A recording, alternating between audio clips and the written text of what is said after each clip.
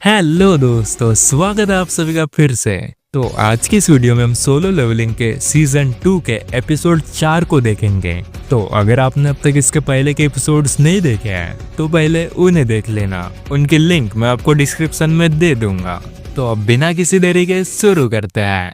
तो एपिसोड शुरू होता है जहाँ जिन्वो डीमन कैसल से बाहर आता है। वो होली वाटर ऑफ लाइफ को देखता है जिससे वो किसी भी बीमारी को ठीक कर सकता है। इससे बनाने के लिए बस 3 चीजें चाहिए, जिनमें से 2 चीज जिन्वो के पास पहले से है और जिन्वो समझ जाता है कि वो तीसरी चीज भी उसे डीमन कैसल में ही मिलेगी। जिन्वो सोचता है कि वो इससे अपने माँ को ठीक कर पाएगा। वो सोचता है कि अब उसे हाई रैंक डंजन में जाने के लिए अपनी रैंक वापस से चेक करके बढ़ानी होगी। इसके बाद जिन्वो वापस से अपना रैंक चेक करने जाता है। वो अपना नाम अप्लाई करता है और वेटिंग लिस्ट में चला जाता है। तभी ये बंदा जिन्वो देख के हैरान होता है और वो व्हाइट टाइगर गर्ल के मास्टर को ये सब बताता है कि जिन्वो यहाँ पे रैंक चेक करने आया है। अब जिन्वो इधर वेटिंग लिस्ट में बैठा होता है और वहाँ बाकी कुछ लोग भी होते हैं जो यही सोच रहे थे कि उन्हें एक अच्छा हाई रैंक मिले ताकि वो अच्छा पैसा कमा सके।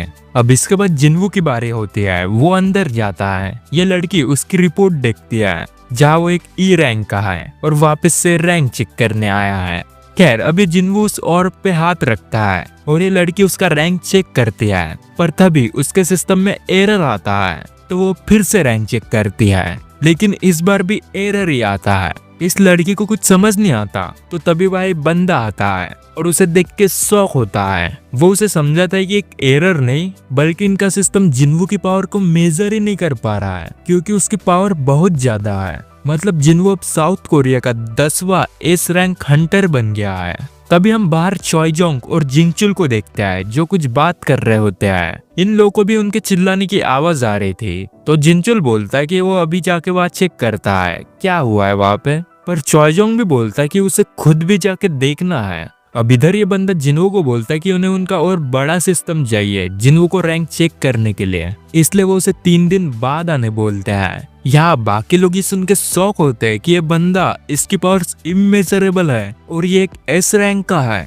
इधर पूरा हल्ला मच जाता है और तभी वह चॉयजोंग आता है। हमें बताया जाता है कि हंटर्स गिल्ड का गिल्ड मास्टर है। जिन्वो उसे देख के उसकी पावर का अंदाजा लगा लेता है और एक फायर टाइप हंटर है। चॉयजोंग बोलता है कि उसे कोई सिस्टम की जरूरत ही नहीं है जिन्वो का रैंक चेक करने के लिए क्योंकि ये उसे देख के बता सकता है कि ये एस रैंक का है। चॉयजोंग खुद को जिन्वो से इंट्रोड्यूस करता है और उसका प्लान था कि वो जिन्वो को अपने गिल्ड में शामिल कर लेगा, पर तभी जिन्वो बोलता है सॉरी नॉट इंटरेस्टेड। वो उसे सीधा मना करके वहां से जाने लगता है। इधर चॉयजोंग को कुछ समझ नहीं आता क्या हुआ भाई, मुंह पे इग्नोर कर दिया भाई के। अब तभी वहाँ यूनो भी भागते हुए आता है और ये दोनों एक दूसरे को घूरते हैं। यूनो को लगता है कि शायद वो लेट तो नहीं हो गया, कहीं चॉयजोंग ने उसे अपने गिल्ड में शामिल तो नहीं कर लिया। चॉयजोंग सोचता है कि जिन्वो एक ऐसा बंदा नहीं है जो किसी की भी बात मान लेगा और गिल्ड में ज्वाइन कर लेगा।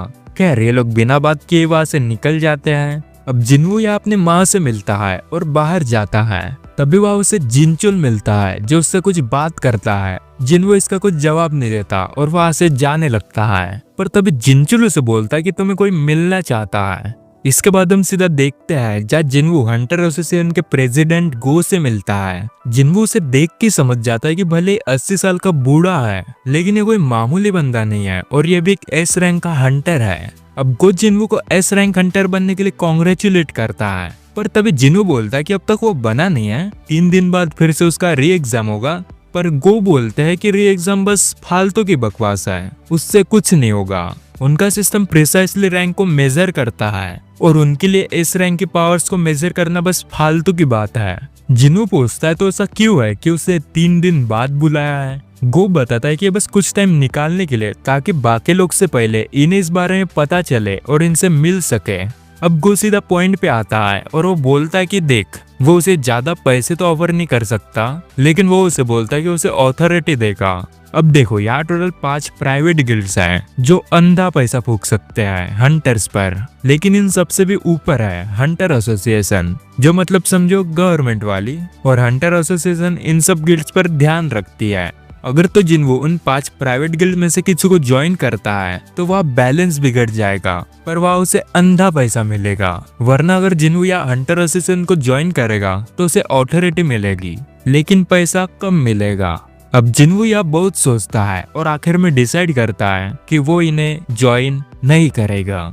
गो को लगता है कि शायद जिन्वू भी पैसों के पीछे भाग रहा है। जिन्वू बोलता है कि उसकी जगह यह बैठने की नहीं है, बल्कि उसकी जरूरत डंजन्स के अंदर है और मॉन्स्टर्स को मारना है। अगर वो हंटर एसोसिएशन को ज्वाइन करता है तो उसे ज्यादातर बचे हुए डी रैंक और ई रैंक के ही गेट्स मिलेंगे और इससे वो अपना लेवल नहीं बढ़ा पाएगा और उसका यहाँ रहने का कोई फायदा नहीं रहेगा, इसलिए वो इन्हें मना कर देता है। अब गो जिन्वू की तरफ देखता है और समझ जाता है कि ये बंदा झूठ नहीं बोल रहा है, इसका गोल सच में मॉन्स्टर्स को मारना है और इसे देख के उसकी हार्ट बीट भी बढ़ जाती है। अब इसके बाद जिन्वू वहां से चला जाता है।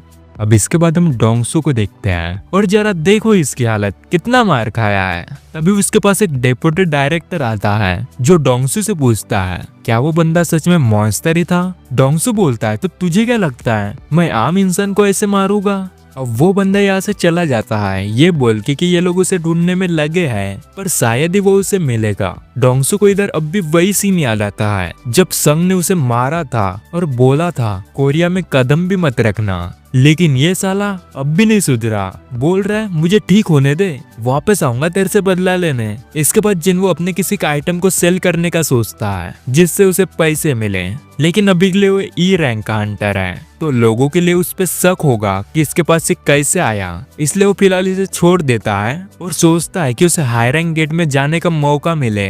पहले तो उसे लगता है कि कौन ई रैंक हंटर्स को लेगा, लेकिन तभी उसे एक रेड दिखती है जो ई रैंक हंटर्स को भी ले रही है। इसके बाद हम गो और जिनचुल को देखते हैं जहाँ जिनचुल गो को जिन्वू की कुछ रिपोर्ट्स देता है और बताता है कि जिन्वू हंटर्स गिल्ड के रेड में जाने वाला है। ये सुनकर गो हैरान होता है और बोलता है बेटे तूने अपनी औकात दिखाई दी ना, चला गया ना पैसों के पीछे। पर जिनचुल ने बताता है कि जिन्वू ने अटैक फोर्स नहीं बल्कि वो एक माइनर के तौर पर गया है। अब जिन्हें नहीं पता हाई रैंक के डंजन्स में अटैक फोर्स और माइनिंग टीम को डिवाइड कर देते हैं और आपस में काम बांट देते हैं, जहां सबसे पहले अटैक फोर्स जाकर डंजन को क्लियर करती है केवल बॉस को छोड़ के, वरना डंजन ही बंद हो जाएगा ना। इसके बाद कलेक्टिंग टीम आती है जो मरे हुए मॉन्स्टर्स को बाहर ले जाती है भाई उनसे हथियार वगैरह बनाने के लिए, और बाद में माइनिंग टीम आती है और आखिर में अटैक फोर्स आकर बॉस को मार देती है और डंजन क्लोज कर देती है। दूसरी तरफ जिन्वू लोकेशन पर पहुंच जाता है और एक ए रैंक का गेट होता है।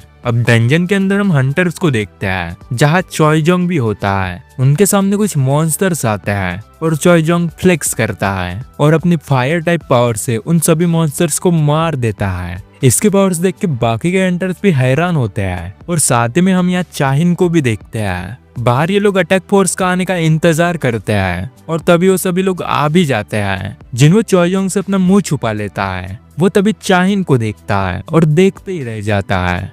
वो कितनी सुंदर है। इस हिसाब से चाहिन तभी कुछ पल के लिए वह स्ट्रॉन्ग प्रेजेंस महसूस करती है और उसे लगा था कि यह प्रेसिडेंट गो ही है। खैर ये लोग अंदर जाते हैं और यहाँ कुछ लोग जिन्वू का मजाक उड़ाते हैं, ये एक ए रैंक का है पर फिर भी यहाँ कैसे आ गया।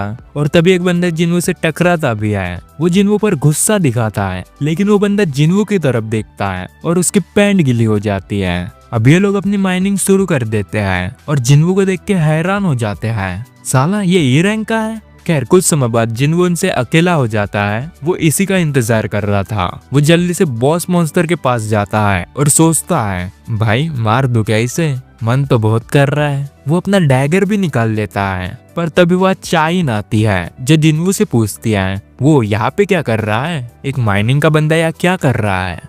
तो हाँ बस गाइस ये एपिसोड यहीं पर खत्म होता है, तो मिलते हैं किसी नए वीडियो पे, तब तक के लिए बाय बाय।